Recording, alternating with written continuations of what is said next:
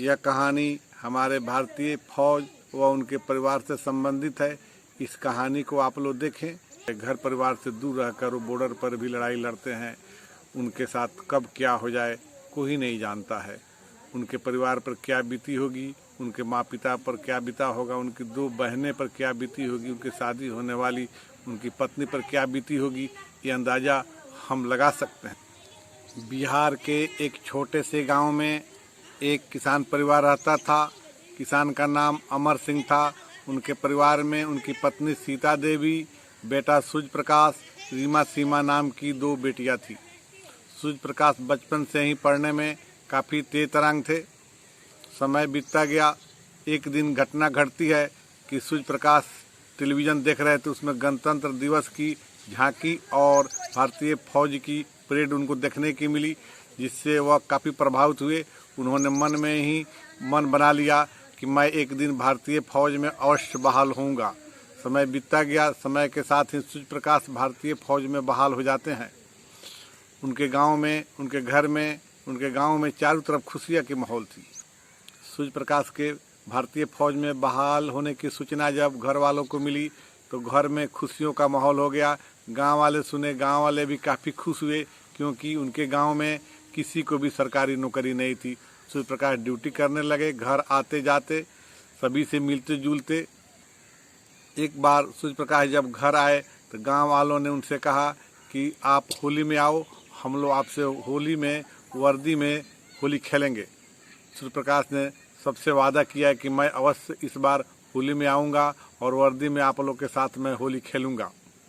समय बीतता गया। सूर्य प्रकाश के जाने के बाद उनके पिताजी ने उनको मोबाइल पर बताया कि आपके रिश्ते आने तय हो गए हैं, क्या मैं आपका शादी कर दूं? सूर्य प्रकाश ने कहा, पिताजी हमें कोई रोक नहीं है, लेकिन शादी में आप दहेज मत लीजिएगा। पिताजी ने दहेज लेने से इनकार किया। ठीक है बेटा, मैं दहेज नहीं लूँगा। उनकी शादी तय कर दी गई।